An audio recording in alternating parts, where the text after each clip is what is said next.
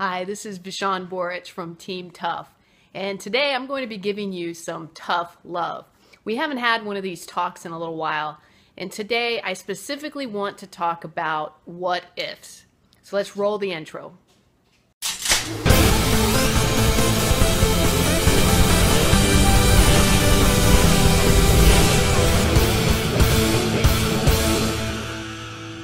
So we're talking about what ifs.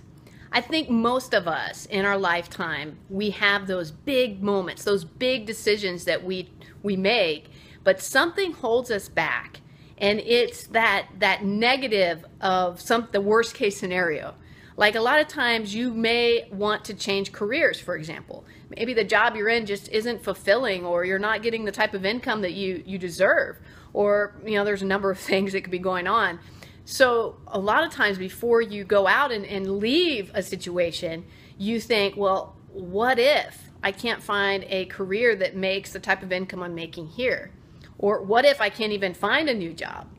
Or what if you start that new business, okay? And what if it isn't as successful as you want it to be? Or what if you have a horrible relationship right now and you're thinking about getting out?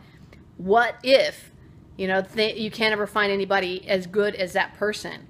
I know that sounds bad, but a lot of people, and it may be you, I'm talking to you, are going through some of those things, and the first thing that you think of are the worst case scenario. What I'm challenging you to do, and this is some tough love, is instead of thinking of the worst case scenario, start thinking of the best case scenario.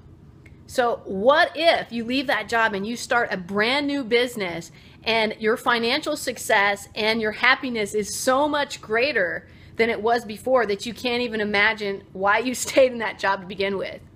Or what if you're in such a bad marriage, for example, and you're afraid what other people think, but instead of thinking that negative, what if you get out of that relationship and you end up in a much better situation, in a much happier life?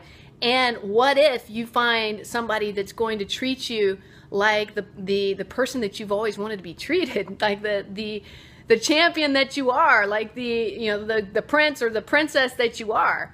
So you have to think best case scenario instead of worst, because those worst case scenarios, they don't happen. I mean, it's like a 1% or less chance that the worst case scenario is going to happen.